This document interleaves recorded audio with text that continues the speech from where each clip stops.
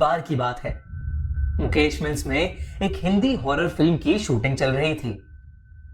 Film की heroine green room में अकेले अपने डायलॉग्स रिहर्स कर रही थी। तभी उसकी नजर एक बहुत ही सुंदर झुमकों पर पड़ी जो जमीन पर नीचे गिरे हुए थे। उसने वो झुमके उठाए और शीशे के सामने अपने कान में लगाकर वो झुमके देखने लगी कि तभी उसके असिस्टेंट प्रिया ग्रीन रूम में आ गई। प्रिया ने जैसे ही शीशे में देखा तो वो एकदम से बहुत ज्यादा घबरा गई। उस शीशे में उसे उस हीरोइन की जगह एक जली हुई दुल्हन दिखी जिसने वो झुमके पहन रखे थे। प्रिया डर के मारे चिल्लाई तो उस हीरोइन के हाथ से झुमके नीचे गिर गए। अब प्रिया को उस शीशे में वो औरत नहीं दिख रही थी और सब नॉर्मल था। प्रिया को लगा कि शायद ये उसका वहम होगा। उसने हीरोइन से माफी मांगी और उसे बताया कि शॉट रेडी है और डायरेक्टर उसे शॉट के लिए बुला रहा है। कुछ देर बाद जब वो हीरोइन अपना शॉट दे रही थी तो अचानक से उस फिल्म के सेट पर लाइट जलबुझ होने लगी। थोड़ी देर फ्लिकरिंग के बाद एक बड़ा सा धमाका हुआ और वहां की सारी लाइट्स ऑफ हो गईं। प्रोडक्शन असिस्टेंट श्याम अपने एक साथी को लेकर फ्यूज चेक करने के लिए थोड़ा बाहर निकला। बाहर बहुत तेज बारिश शुरू हो गई थी। बिजली कड़क रही थी और बादल जोरों से गरज रहे थे। जब श्याम और वो दोनों मुकेश मिल्स की लॉबी की तरफ गए तो उन्हें अंधेरे में एक आदमी दिखा जो बारिश में खड़ा सिगरेट पी रहा था। अंधेरे की वजह से उसका चेहरा ठीक से नहीं दिख रहा था। श्याम ने बिजली के फ्यूज के बारे में उससे पूछा तो उसने कोई जवाब नहीं दिया। श्याम को वो आदमी बेहद अजीब लग रहा था, लेकिन कुछ ही पल बाद उस आदमी ने अपने हाथ से मिल्स के कोने की तरफ इशारा किया। वो दोनों उस तरफ जाने लगे, लेकिन श्याम बार बार उस आदमी को पीछे मुड़कर देख रहा था। तभी अचानक से बिजली कड़की और उस आदमी की शक्ल श्याम को दिखी, जिसे देखकर वो सुन सा पड़ गया। उस आदमी का चेहरा बेहद डरावना था और वो घूर घूर कर श्याम को देखे जा रहा था। इतने में श्याम के साथी ने फ्यूज ठीक कर दिया और लाइट वापस आ गई, लेकिन लाइट वापस आते ही वो आदमी गायब हो गया। श्याम बिना किसी को कुछ बोले डरा डरा वापस सेट पर चल दिया। लाइट वापस आ गई और शूटिंग फिर से शुरू हो गई, लेकिन अब उस हीरोइन के मुंह से डायलॉग्स ही नहीं निकल रहे थे। ऐसा लग रहा था जैसे वो बोलना चाह रही है, लेकिन किसी ने उसका मुंह ही बंद कर दिया हो। तभी उसका शरीर भी अकड़ने लगा और अचानक से उसे चक्कर आए और वो वहीं बेहोश होकर नीचे गिर गई। डायरेक्टर ने एक शॉर्ट ब्रेक अनाउंस किया और हीरोइन के असिस्टेंट प्रिया उसे ग्रीन रूम ले गई। प्रिया ने उसे ग्रीन रूम में लिटाया और उसके लिए जूस लेने बाहर जाने लगी। तभी उसे टेबल पर पड़े वो झुमके दिखे जो उस हीरोइन ने पहले पहने थे। उसने वो झुमके लिए और बाहर जाते हुए उन्हें डस्टबिन में फेंक दिया। उसे लगा कि हो ना हो उन झुमकों की वजह से ही शायद सब कुछ बिगड़ रहा है। श्याम, जिसने सिगरेट पीते हुए उस आदमी को देखा था, वो डरा डरा मुकेश मिल्स में इधर से उधर घूम रहा था। उसे बार बार ऐसा लग रहा था कि कोई छोटी सी बच्ची उस भयानक बिल्डिंग के अंदर कैद है और वो रो रही है। धीरे धीरे वो आवाज और तेज होती गई और उसके कानों में गूंजने लगी। उधर हीरोइन की असिस्टेंट प्रिया जूस लेकर ग्रीन रूम में पहुंची। तब उसने जो देखा उसे देखकर वो चौंक उठी। उसने देखा कि वो हीरोइन शीशे के सामने वही झुमके पहने बैठी है जिसे उसने अभी फेंका था। उस हीरोइन की आंखें लाल हो चुकी थीं। उसने अपने हाथ में स्क्रिप्ट ले रखी थी और वो पागलों की तरह कुछ भी बड़बड़ाए जा रही थी। अचानक उसने सारे पेपर्स फाड़ दिए और उन्हें खाने लगी। ये सब देखकर प्रिया कांप उठी और जल्दी से रूम से भाग आई। उसने सीधा जाकर डायरेक्टर को पूरी बात बताई और सब लोग मिलकर उस ग्रीन रूम में पहुंचे, पर वहां सब कुछ नॉर्मल था। वो हीरोइन वहीं पर बैठी हुई अपनी स्क्रिप्ट पढ़ रही थी। प्रिया कुछ समझ ही नहीं पा रही थी। उस एक्ट्रेस ने डायरेक्टर से कहा, क्या वो आज की शूट कैंसिल कर सकते हैं? डायरेक्टर फौरन मान गया और उसने अपनी क्रू को पैकअप करने के लिए बोल दिया। हीरोइन, बाकी एक्टर्स और डायरेक्टर्स सब लोग अपनी गाड़ी में बैठकर वहां से निकल गए, लेकिन उसकी असिस्टेंट अब भी ग्रीन रूम में ही थी। वो उस एक्ट्रेस का सामान पैक कर रही थी कि उसे वो झुमके फिर से दिखे। उसने जैसे ही वो झुमके अपने हाथ में लिए, उसे वो औरत फिर से शीशे में ठीक उसके पीछे खड़ी दिखी। वो मुड़ी तो वहां कोई नहीं था। उसने झुमके वहीं छोड़ दिए और वहां से जल्दी से निकल गई। वहां से निकलते ही उस हीरोइन की तबीयत एकदम ठीक हो गई, लेकिन वो प्रोडक्शन का लड़का पूरी तरह से पागल हो गया और कुछ ही दिनों में उसकी तबीयत इतनी खराब हो गई कि उसने उस मिल में जाकर अपने आप को जला डाला। वो जली हुई झुमके वाली औरत, या वो रोती हुई बच्ची की गूंज, या वो सिगरेट पीता डरावना आदमी, ये सब कई बार कई लोगों ने महसूस किया है। कहते हैं कि एक बार मुकेश मिल्स में नाइट ड्यूटी करते हुए एक गार्ड ने उस मिल्स के अंदर से म्यूजिक बजने की आवाजें सुनी। ये बहुत अजीब था क्योंकि उस दिन कोई शूटिंग नहीं हो रही थी और ना ही मिल्स के अंदर कोई भी इवेंट था। उस रात उस गार्ड ने अंदर जाकर देखा तो उसे काली परछाई दिखी। वो उसे देखकर इतना डर गया कि उसने वो नौकरी ही छोड़ दी। और तो और वहां एक बार एक 10 साल की लड़की शूटिंग करते समय अचानक से बहुत अजीब तरीके से बिहेव करने लगी। उसने पहले तो एक मर्द की आवाज में सबको वहां से भाग जाने के लिए कहा और फिर अपने हाथों के बल उल्टा होकर चलने लगी और कुछ ही पल में बेहोश हो गई। ये देख सब लोग वहां से जल्दी से निकल गए। जैसे ही उसके पिता उसे उस मिल से कुछ दूर लेकर गए, वो एकदम नॉर्मल हो गई, लेकिन उसे कुछ भी याद नहीं रहा कि उसके साथ क्या हुआ था। मुकेश मिल्स की ऐसी कई कहानियां हैं और वहां ऐसे कई राज छुपे हैं, लेकिन मुकेश मिल्स का सच कोई नहीं जानता। मेरा नाम इकबाल है और मैं पिछले 20 सालों से मुंबई में ऑटो चला रहा हूँ। मैं मुंबई का चप्पा चप्पा जानता हूँ और सभी इलाकों से गुजर चुका हूँ, पर मुंबई में एक ऐसी जगह है जहाँ मैं कभी नहीं जाता। वो है मुंबई की गोरेगांव में स्थित आरे कॉलोनी। करीब 8-9 साल पहले देर रात में एक पैसेंजर को रॉयल पाम सोसाइटी में छोड़ के मैं घर वापस लौट रहा था। पूरा रास्ता सुनसान जंगलों के बीचों बीच बना था।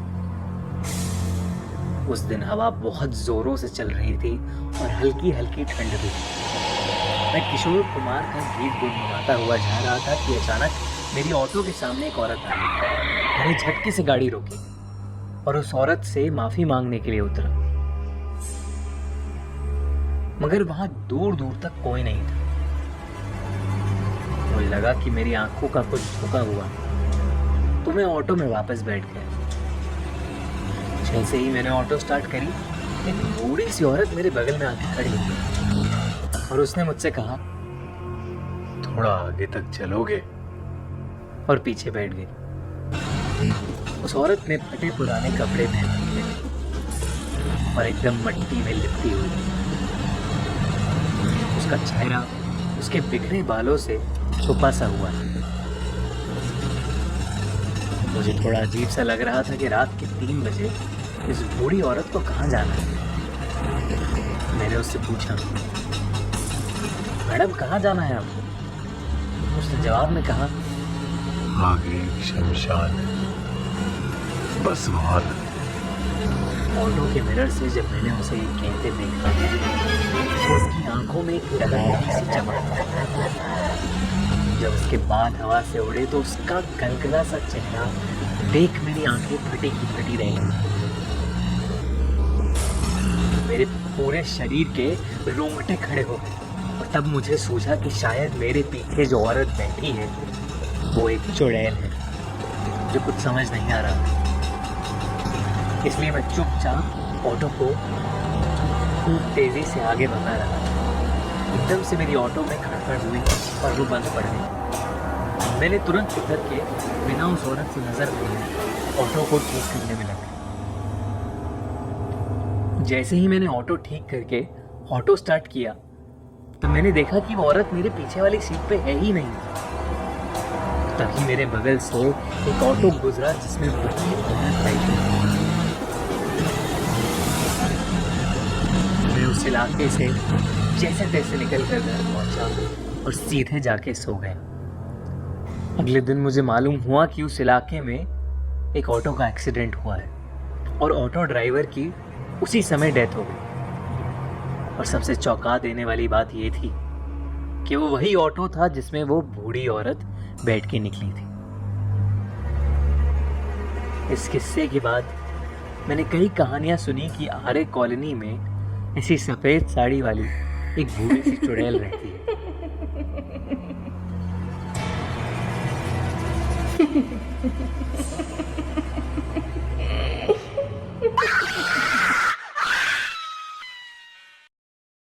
ऋत्विक अभी हाल ही में अपने एक्टर बनने के ड्रीम को पूरा करने के लिए मुंबई शिफ्ट हुआ था।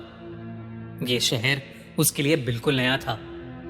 वो यहाँ पर आकर 3 लड़कों के साथ एक 1 BHK फ्लैट शेयर कर रहा था। वो तीनों लड़के भी एक्टर बनना चाहते थे और वो भी कई सालों से मुंबई में ही रह रहे थे। उनके सामने ऋत्विक एक नौसिखिया था, इसलिए ऋत्विक को लगा था कि शायद वो लड़के उसे भी मुंबई में रहने के तौर तरीके सिखा देंगे। लेकिन उनमें से एक लड़का विनय ऋत्विक को बिल्कुल भी पसंद नहीं करता था और उन दोनों का छोटी छोटी बातों पर अक्सर झगड़ा हो जाता था। ऊपर से ऋत्विक को मुंबई में कोई काम भी नहीं मिल रहा था। वो रोज 3-4 ऑडिशंस देता था पर उसे आज तक कभी भी कोई कॉल बैक नहीं आया था। अब ऋत्विक बहुत उदास रहने लगा था। एक बार विनय ने उसके साथ एक प्रैंक करने का सोचा। उसने एक फेक प्रोडक्शन हाउस की ईमेल आईडी बनाकर ऋत्विक को उस आईडी से एक ऑडिशन मेल भेजा। उस ईमेल में लिखा था कि ऋत्विक को एक नई हॉरर मूवी के लिए शॉर्टलिस्ट किया गया है। उस ईमेल को पढ़कर ऋत्विक की खुशी का ठिकाना नहीं रहा। इतने वक्त से वो ऐसे ही किसी मौके का इंतजार कर रहा था। एक्साइटमेंट के चलते उसने उस ईमेल का तुरंत ही रिप्लाई कर दिया। विनय ने इसके बाद कुछ ऐसा किया जो शायद उसे कभी नहीं करना चाहिए था। उसने एक और मेल किया जिसमें उसने ऋत्विक को ऑडिशन की डेट, टाइम और जगह बताई। मेल में लिखा था कि ऋत्विक को अगली रात 11 बजे डिसूजा चौल पहुंचना था। डिसूजा चौल ये कोई मामूली चौल नहीं था, बल्कि लोगों की माने तो ये एक हॉन्टेड जगह थी। इस चौल में रहने वाली एक औरत की कुएं में गिरकर मौत हो गई थी और उसके बाद से उस चौल में भयानक चीजें होना शुरू हो गईं। पड़ोस में रहने वाले लोगों ने रात में बाहर निकलना छोड़ दिया था। सब जगह खबर फैल गई थी कि उस चौल में बने कुएं के पास अक्सर सफेद साड़ी पहने एक औरत भटकती है। मुंबई में रहने वाले ज्यादातर लोगों को इस चौल के बारे में पता होता है, पर ऋत्विक डिसूजा चौल के बारे में कुछ भी नहीं जानता था। हालांकि उसे ऑडिशंस की टाइमिंग्स देखकर थोड़ा अजीब तो लगा, पर उसने सोचा कि यह उसकी लाइफ की पहली अपॉर्चुनिटी है और उसे इसे छोड़ना नहीं चाहिए। ऑडिशन की रात ऋत्विक तैयार होकर डिसूजा चौल पहुंच गया। डिसूजा चौल के गेट के सामने आते ही उसे अचानक से ठंड लगने लगी और एक अजीब सी घुटन महसूस होने लगी। पर हैरानी की बात तो ये थी कि डिसूजा चौल बंद था। वहां पर उसे दूर दूर तक कोई नहीं दिख रहा था। वो इलाका बिल्कुल सुनसान था और ऋत्विक को वहां पहुंचकर ठीक नहीं लग रहा था। ऋत्विक वहां से वापस जाने ही वाला था कि तभी उसके कंधे पर किसी ने हाथ रखा। लेकिन जब वो मुड़ा तो वहां कोई नहीं था। पर अब उस चौल का गेट खुला हुआ था और अंदर से एक रोशनी आ रही थी। ऋत्विक को सब कुछ अजीब लग रहा था, पर अंदर से आती रोशनी देख उसे लगा कि शायद वही ऑडिशन का एरिया होगा और वो उस तरफ चल दिया। जैसे ही ऋत्विक अंदर गया उसे एक बड़ा सा कंपाउंड दिखा जिसके बीचों बीच एक बड़ा सा कुआं था। ऋत्विक की नजर अब उस कुएं पर गई और जो उसने देखा उसे देखकर उसके होश उड़ गए। कुएं के किनारे पर एक औरत खड़ी हुई थी और उसे देखकर ऐसा लग रहा था जैसे वो कुएं में कूदने ही वाली हो। वो औरत दिखने में बेहद अजीब थी और वो ऋत्विक को घूरे जा रही थी। वो ऋत्विक को देखकर बोली, मुझे बचा लो, मुझे बचा लो, मैं मरना नहीं चाहती, मुझे बचा लो।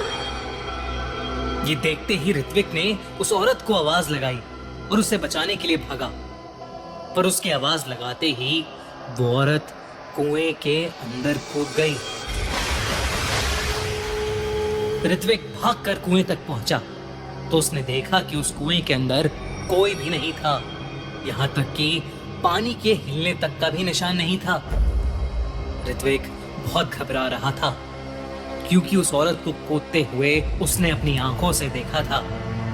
कुछ वक्त तक उस इंसिडेंट के बारे में सोचते हुए ऋत्विक वहीं खड़ा रहा, लेकिन फिर वो वहां से जाने लगा। उसने जैसे ही अपने कदम वापस गेट की तरफ बढ़ाए, उसे पानी में कुछ हलचल होती हुई दिखाई दी। ऋत्विक ने फटाफट अपने फोन की टॉर्च ऑन की और उस कुएं में झांक कर देखने लगा।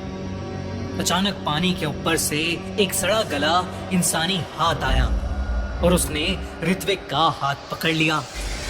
वो हाथ उसी औरत का था क्योंकि उसकी कलाई पर चूड़ियां थी। ऋत्विक उस गले हुए हाथ की जकड़ में था और वो बुरी तरह से डर के मारे हाफ रहा था। उसने किसी तरह अपना हाथ छुड़ाया और कुएं के पास ही गिर गया। देखते ही देखते वो डूबती हुई औरत बिना किसी रस्सी के कुएं की दीवार से ऊपर चढ़ने लगी। उसका पूरा शरीर गला हुआ था और उसका चेहरा बहुत ही ज्यादा भयानक था। ऋत्विक के पैर वहीं जम गए। उस औरत को ऊपर आता देख उसकी जान सूखी जा रही थी। वो औरत अब कुएं के ऊपर आ गई और ऋत्विक को घूर कर देखने लगी। उसने ऋत्विक से कहा, तुमने नहीं बचाया ना मुझे, और उस रात भी मुझे कोई बचाने नहीं आया। मैं तड़प तड़प कर मर गई, अब तुम भी वैसे ही मरेगा। ये सुनते ही ऋत्विक ने अपने होश संभाले और फौरन उस चौल से बाहर भागा। भागते भागते उसने अपनी साथ वाली दीवार पर देखा तो उसे दिखा कि काली परछाई उसके साथ साथ ही दौड़ रही थी। जब वो गेट से बाहर निकला तो उसने एक बार भी पीछे मुड़कर नहीं देखा और बस कुछ समय तक उस खाली रोड पर पागलों की तरह भागता ही रहा। ये कहानी मुंबई में रहने वाली गुप्ता फैमिली की है। मिस्टर गुप्ता अक्सर काम के चलते घर से दूर रहते थे। मिसेस गुप्ता को इसकी आदत तो थी और 2 छोटे बच्चे, नया फ्लैट, नई जगह, अकेले मैनेज करना थोड़ा मुश्किल हो रहा था। 26 जुलाई मुंबई में जोरदार बारिश हो रही थी। उस रात मिस्टर गुप्ता ऑफिस के काम से बाहर थे और मिसेस गुप्ता दोनों बच्चों को सुलाकर हॉल में टीवी देख रही थी। रात के कुछ 1 बज रहे थे।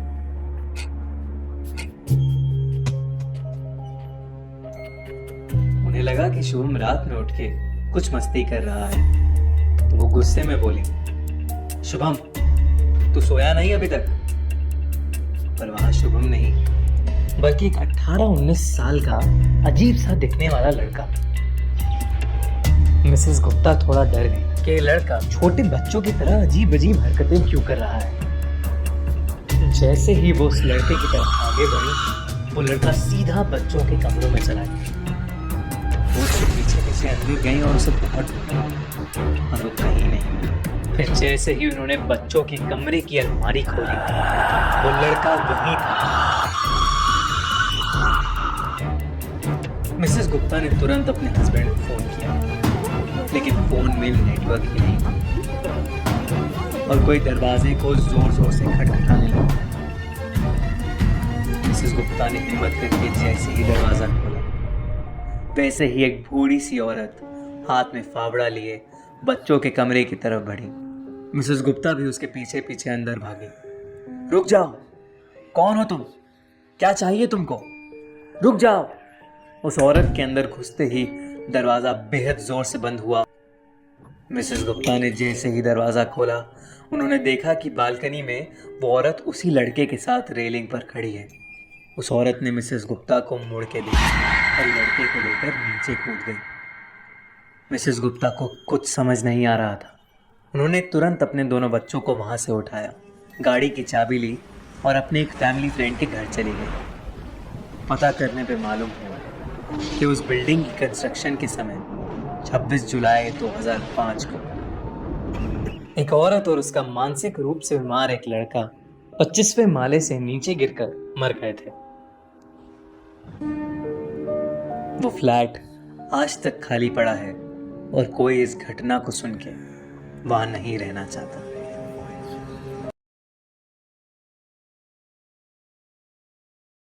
ये कहानी 90s के दशक की है, जब नवी मुंबई का इलाका पहाड़ी हुआ करता था और वहां कुछ ही लोग रहा करते थे। किशन नाम का एक नौजवान अपने गांव से नौकरी की तलाश में नया नया मुंबई शहर आया था। किशन नवी मुंबई में अपने एक मामा के घर रह रहा था। उसके मामा एक ड्राइवर थे और वो एक बड़े अफसर के लिए काम करते थे, जिसकी वजह से वो अक्सर शहर से दूर ही ड्यूटी करते थे और वो दिनों दिनों तक घर नहीं आते थे। किशन भी रोज 2 घंटे ट्रैवल करके नौकरी की तलाश में मुंबई की तरफ निकल जाता था और शाम को घर लौटता था। लेकिन शाम को वो इलाका एकदम सुनसान हो जाता था। एक दिन जब किशन ने अपने मामा से पूछा कि वहां के लोग शाम को घर से बाहर क्यों नहीं निकलते, तो उसके मामा ने उसे एक बहुत ही दिलचस्प कहानी सुनाई। उन्होंने कहा कि वहां के लोग ये मानते हैं कि नवी मुंबई और मुंबई की गलियों में एक चुड़ैल घूमती है जिसके 3 सर हैं। लोग उसे 3 मुंडी वाली चुड़ैल बुलाते हैं। वो रात में निकलती है और जब लोग सो जाते हैं तो वो उनके घर जाकर उन्हें अपने वश में कर लेती है। वो उनके अंदर की शक्ति खींच लेती है और उन्हें बेहोशी की हालत में छोड़कर वहां से चली जाती है। कुछ लोगों का तो ये भी मानना है कि वो 3 मुंडी वाली चुड़ैल एक डायन है और लोगों की शक्ति छीन छीन कर वो अपने आप को अमर बना रही है। छोटे बच्चों से लेकर घर के बड़े बूढ़ों तक सभी लोग उससे इस कदर डरते हैं कि शाम होते ही वो अपने अपने घरों के दरवाजे अंदर से कस के बंद कर लेते हैं। ये सुनकर किशन ने अपने मामा से पूछा कि क्या वो भी ये सब मानते हैं। तब उसके मामा ने कहा कि पहले वो ये सब नहीं मानते थे, लेकिन हाल फिलहाल में उस इलाके में कई लोग अपने ही घर के बाहर सुबह सुबह बेहोश मिले हैं और जब उन्हें होश आया तो उन्होंने सबको बताया कि पिछली रात उन्होंने उस 3 मुंडी वाली चुड़ैल को देखा था। इतना ही नहीं, वहाँ के लोकल अखबारों में भी उस चुड़ैल के बारे में खबरें छपने लगी हैं। किशन को ये कहानी बड़ी रोमांचक लगी, लेकिन उसे उस पर विश्वास नहीं हुआ और वो सोने चला गया। कुछ ही दिनों में किशन की नौकरी लग गई और एक रात वो अपने काम के चलते बड़ी देरी से घर पहुंचा। रात के करीब 1 बज रहे थे और उसके मामा भी अपनी ड्यूटी के सिलसिले में बाहर थे। किशन बहुत थक गया था तो उस रात वो बिस्तर पर लेटते ही सो गया। लेकिन कुछ ही पलों में उसके घर की डोरबेल बजी। डोरबेल की आवाज़ सुनकर किशन थोड़ा घबरा गया, क्योंकि इतनी रात कभी कोई नहीं आता था।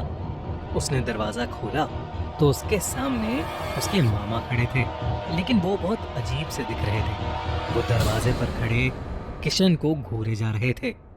किशन ने उन्हें अंदर बुलाया और उनके लिए पानी लेने किचन में गया। रात के 2 बज चुके थे। किशन जैसे ही किचन से वापस आया, उसके हाथ से पानी का गिलास छूट गया। जहां उसके मामा खड़े थे, उसके ठीक सामने एक शीशा था, जिसमें उसके मामा की जगह उसे वो 3 सिर वाली चुड़ैल खड़ी दिख रही थी। किशन उसे देखते ही घबरा गया और उसने बेडरूम में जाकर अपना दरवाज़ा अंदर से बंद कर लिया। कुछ ही देर में किशन के दरवाजे पर जोरों से धमधम शुरू हो गई। किशन के पसीने छूट गए, लेकिन उसने डर के मारे दरवाज़ा नहीं खोला। कुछ देर बाद जब वो धमधम बंद हुई तो उसने हिम्मत करके दरवाजा खोला। घर में उसे कोई नहीं दिख रहा था, लेकिन तभी उसे किसी लड़की की आवाज आई। वो डरते डरते पीछे मुड़ा। वो 3 मुंडी वाली चुड़ैल उसके सामने खड़ी थी। वो किशन को देखकर बहुत जोरों से हंसने लगी। किशन ने वहां से भागने की कोशिश की, लेकिन तब तक बहुत देर हो चुकी थी। वो उस 3 मुंडी वाली चुड़ैल के चंगुल में फंस चुका था। सुबह जब उसके मामा वापस आए तो उन्होंने देखा कि किशन बेहोशी की हालत में है और उसका पूरा बदन नीला पड़ा है। कुछ समय बाद जब किशन को होश आया तो उसने अपने मामा को पिछली रात के बारे में बताया। उसने कहा कि कल रात उस 3 मुंडी वाली चुड़ैल ने उस पर हमला किया और उसे ऐसा लगा कि जैसे उस चुड़ैल ने उसकी सारी जान ही निकाल ली हो। किशन उस रात के बाद मुंबई छोड़कर वापस अपने गांव चला गया और वो 3 मुंडी वाली चुड़ैल भी समय के साथ एक कहानी बनकर रह गई। लेकिन किशन जैसे कई लोग आज तक कभी भी उस 3 मुंडी वाली चुड़ैल के खौफ को भूल नहीं पाए हैं। क्या आपने भी 3 मुंडी वाली चुड़ैल के बारे में सुना है? ग्रैंड पैराडी टावर्स, सपनों का शहर मुंबई, जहां लाखों की तादाद में लोग पैसा कमाने और फेमस होने आते हैं और इसी वजह से यहाँ अक्सर रहने की जगह के लिए बहुत मारामारी देखी जाती है। मगर इसी शहर में एक घर ऐसा भी है जहाँ रहने के लिए अगर कोई पैसे भी देगा तो शायद वहाँ कोई नहीं रहना चाहेगा। एक ऐसा फ्लैट जिसमें रहने से आपके सर पर मौत मंडराए तो क्या होगा? हम बात कर रहे हैं मुंबई के ग्रैंड पैराडी टावर्स की, जो कि इंडिया की सबसे हॉन्टेड जगहों में से एक मानी जाती है। 1975 में बने ये अपार्टमेंट टावर्स यूं तो बहुत लग्जूरियस और सुंदर हैं, मगर इनसे जुड़ी कहानियां उतनी ही खौफनाक हैं। 27 साल की नेहा अपने पूरे परिवार को पुणे में ही छोड़कर 2 महीने पहले अपनी दोस्त मानवी के फ्लैट पर रहने आई थी। मानवी ग्रैंड पैराडी टावर्स की पहली बिल्डिंग के 3rd फ्लोर के फ्लैट में अकेली रहती थी। नेहा का हाल ही में डिवोर्स हुआ था, जिसके चलते वो बहुत परेशान रहने लगी थी। उसका वेल एस्टैब्लिश्ड बिजनेस भी लॉस में जाने लगा था और तब उसने डिसाइड किया कि वो मुंबई में आकर थोड़ा वक्त अपने दोस्तों के साथ गुजारेगी। मानवी एक रेडियो जॉकी थी और उसकी रात की शिफ्ट होती थी, इसलिए नेहा रात में अक्सर अकेले ही उस फ्लैट में होती थी। एक रात करीब 12:30 बजे के आसपास नेहा अपनी बिल्डिंग से बाहर एक सिगरेट पीने निकली थी, जब उसकी नजर अचानक टावर्स की 3री बिल्डिंग के 8th फ्लोर पर पड़ी। उसने देखा कि एक बहुत ही सुंदर सी औरत उस फ्लोर की बालकनी पर खड़ी थी। पहले तो वो एकटक लगाए बालकनी से नीचे देखी जा रही थी, फिर जब उसे फील हुआ कि नेहा उसे देख रही है तो वो नेहा को देखने लगी। नेहा वहीं रुक गई और अपनी नजरें चुराने लगी, लेकिन वो औरत अब नेहा को देखे जा रही थी। नेहा ने नजर उठाकर दोबारा उस औरत की तरफ देखा तो इस बार उसे कुछ अजीब सा फील होने लगा। उसका मन मानो बिल्कुल भारी सा हो गया था। उस औरत की तरफ देखते हुए अचानक नेहा की आंखों से आंसू आने लगे। उसने आंसू पोंछने के लिए अपनी आंखें मली और जब दोबारा उसने 8th फ्लोर की तरफ देखा तो वहां कोई नहीं खड़ा था। ये सिलसिला अब रोज होने लगा। नेहा रोज रात को उसी फ्लैट की बालकनी के बाहर खड़ी हो जाती और वहां एकटक लगाए देखती रहती। साथ ही साथ उसकी आंखों से आंसू बहते रहे। नेहा की तबीयत भी अचानक से खराब रहनी शुरू हो गई। उसका पूरा शरीर सूखता जा रहा था और चेहरा बिल्कुल नीला पड़ने लगा था। एक दिन मानवी ने डिसाइड किया कि वो कुछ दिन काम से छुट्टी लेकर नेहा के साथ टाइम स्पेंड करेगी। मानवी नेहा को मुंबई की सारी फेमस जगहें दिखाने लगी, मगर नेहा का बिहेवियर पूरा वक्त बहुत अजीब था। वो ना तो कुछ बोल रही थी और ना ही कोई रिएक्शन दे रही थी। रात होते होते मानवी उसे पार्टी कराने एक क्लब में ले गई। मगर नेहा को अचानक कुछ ऐसा हुआ कि मानवी घबरा उठी। नेहा को अचानक से एक सीजर आने लगा। नेहा को ऐसे दौरे पड़ रहे थे कि उसका पूरा शरीर कांप उठा था और फिर वो अचानक से जमीन पर गिर पड़ी। इसी तरह मानवी ने नेहा के मुंह पर पानी की छींटे मारी, तब जाकर नेहा नॉर्मल हुई। उसके बाद दोनों वापस फ्लैट पर लौट गए और फ्रेश होकर सोने चले गए। मानवी ने ये तय कर लिया था कि वो अब अगले ही सुबह नेहा को एक थेरेपिस्ट के पास ले जाएगी। लेकिन उस दिन देर रात नेहा नींद से उठी और सीधा अपने फ्लैट से बाहर चली गई। चलते हुए नेहा ग्रैंड पैराडी टावर्स की तीसरी बिल्डिंग के नीचे जाकर खड़ी हो गई और 8th फ्लोर की तरफ देखने लगी। देखते ही देखते नेहा उस बिल्डिंग के अंदर चली गई।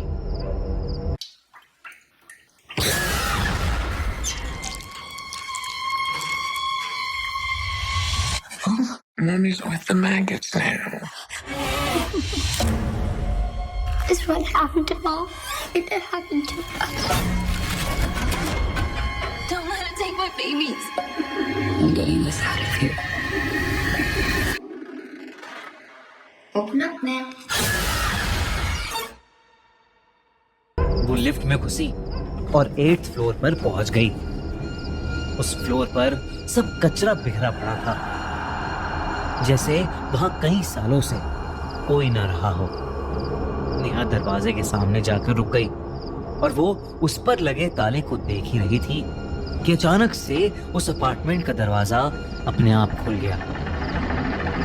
नेहा हैरानी से वहीं खड़ी थी। उस अपार्टमेंट में से बहुत सड़ी बदबू आ रही थी। तभी नेहा को एक औरत ने आवाज लगाई। उसने सर उठाकर सामने देखा तो वहां वही औरत थी जिसे वो रोज देखती थी। वो औरत उस फ्लैट की बालकनी में खड़ी थी। उस औरत ने हंसकर नेहा को अपने पास आने का इशारा किया। नेहा ये देखकर उस फ्लैट के अंदर चली गई। वो बालकनी तक जा ही रही थी कि अचानक वो औरत वहां से गायब हो गई। ये देखकर नेहा घबरा गई और सीधा दरवाजे की तरफ वापस भागी, लेकिन वो दरवाजा अब लॉक था। नेहा जोर जोर से चिल्लाने लगी, दरवाजा पीटने लगी, मगर उसकी आवाज किसी तक नहीं पहुंची। तभी उसे लगा कि जैसे उसके पीछे कोई खड़ा है। वो मुड़ी और उसकी आंखें फटी की फटी रह गईं। उसके सामने वही औरत खड़ी थी, लेकिन उसके चेहरे पर एक बहुत ही लंबी और खतरनाक हंसी थी, पर उसकी आंखों से आंसू भी आ रहे थे। उसके बाल बिल्कुल बिखरे हुए थे और खाल बिल्कुल सड़ी हुई। देखते ही देखते उस फ्लैट में एक एक करके बहुत सारे मरे हुए लोगों की आत्माएं दिखाई देने लगी। वो सब नेहा की तरफ बढ़ने लगी। वो सभी आत्माएं बहुत दुखी लग रही थी। उन सब को देखकर नेहा का मन अचानक से बहुत भारी हो गया और उसकी आंखों से भी आंसू बहने लगे। वो बहुत ही ज्यादा डिप्रेस्ड फील करने लगी। एक एक करके वो सारी आत्माएं बालकनी पर चढ़कर वहां से कूदने लगी। नेहा भी उनके पीछे जाकर खड़ी हो गई और अपनी बारी आने पर वो भी उस बालकनी से नीचे कूद गई। उधर मानवी को एक फोन आया, जिसे सुनकर उसके पैरों तले जमीन खिसक गई। उसे एक हॉस्पिटल से फोन आया था। नेहा को काफी बुरी हालत में उस हॉस्पिटल में एडमिट किया गया था, क्योंकि उसने ग्रैंड पैराडी टावर्स के 8th फ्लोर से कूदकर अपनी जान देने की कोशिश की थी। मानवी ये सुनकर दंग रह गई। उसे कुछ भी समझ नहीं आ रहा था कि आखिर नेहा उस 8th फ्लोर वाले फ्लैट में गई कैसे, क्योंकि वो फ्लैट तो न जाने कितने सालों से बंद पड़ा था। अगले दिन जब नेहा को होश आया तो उसने अपने साथ हुआ पूरा किस्सा मानवी को बताया, लेकिन फिर उसी रात नेहा ने अपना दम तोड़ दिया। मानवी नेहा की मौत से टूट चुकी थी और तब ग्रैंड पैराडी टावर में रहने वाले एक आदमी ने उसे कुछ ऐसा बताया जिससे मानवी के रोंगटे खड़े हो गए। उस आदमी ने मानवी से कहा कि ग्रैंड पैराडी टावर्स की 3rd बिल्डिंग के 8th फ्लोर को हॉन्टेड माना जाता है। उस फ्लोर से न जाने कितने लोगों ने सुसाइड करके अपनी जान दे दी है, पर जिन भी लोगों ने सुसाइड किया है वो सब बहुत स्ट्रेस में थे। इसलिए कोई आज तक समझ नहीं पाया है कि क्या सच में 8th फ्लोर का वो फ्लैट हॉन्टेड है, या वो लोग सच में अपनी जिंदगी से परेशान हो गए थे। नेहा के साथ जो भी हुआ वो आज भी एक पहेली है, और उन सभी लोगों की मौत की मिस्ट्री भी आज तक सुलझ नहीं पाई है जिन्होंने उस 8th फ्लोर से कूदकर सुसाइड किया था।